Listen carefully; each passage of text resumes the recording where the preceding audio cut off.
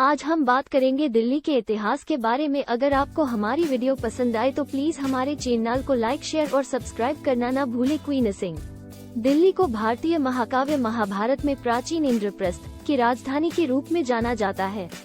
19वीं शताब्दी के आरंभ तक दिल्ली में इंद्रप्रस्थ नामक नगर हुआ करता था।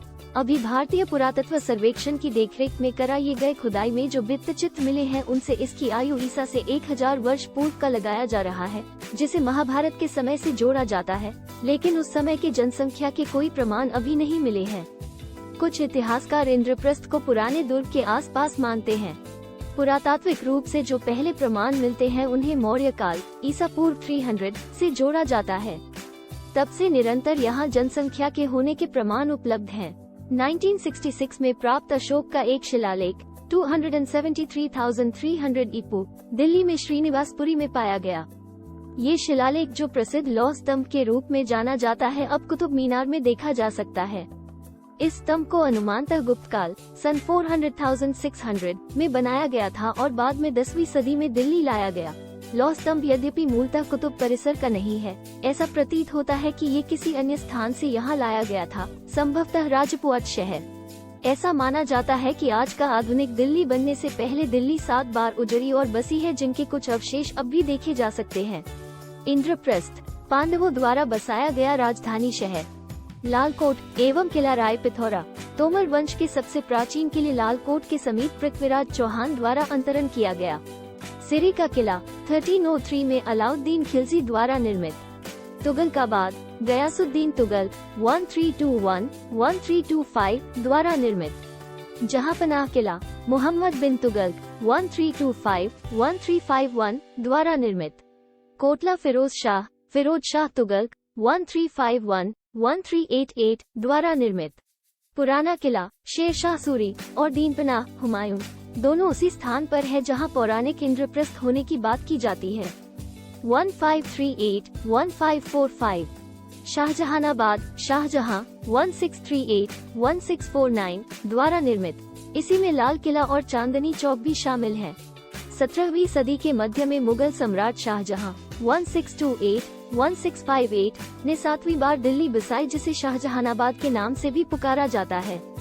आजकल इसके कुछ भाग पुरानी दिल्ली के रूप में सुरक्षित हैं।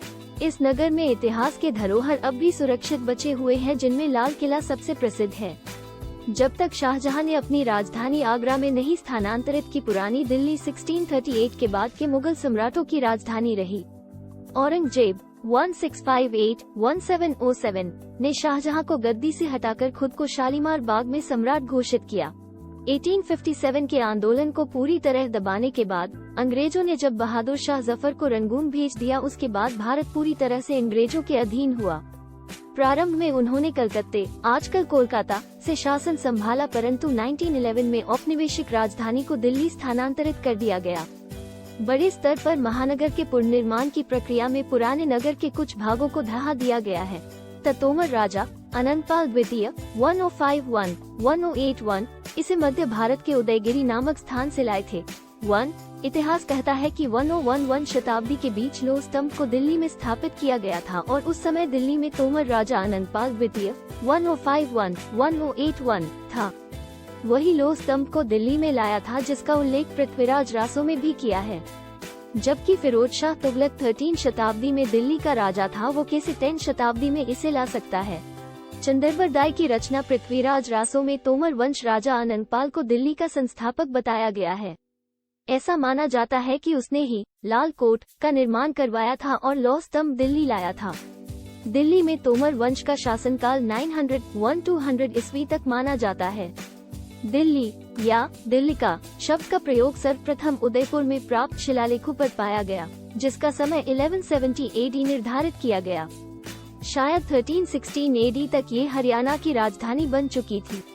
1206 ईस्वी के बाद दिल्ली सल्तनत की राजधानी बनी, जिसमें खिलजी वंश, तुगलक वंश, सैयद वंश और लोदी वंश समेत कुछ अन्य वंशों ने शासन किया।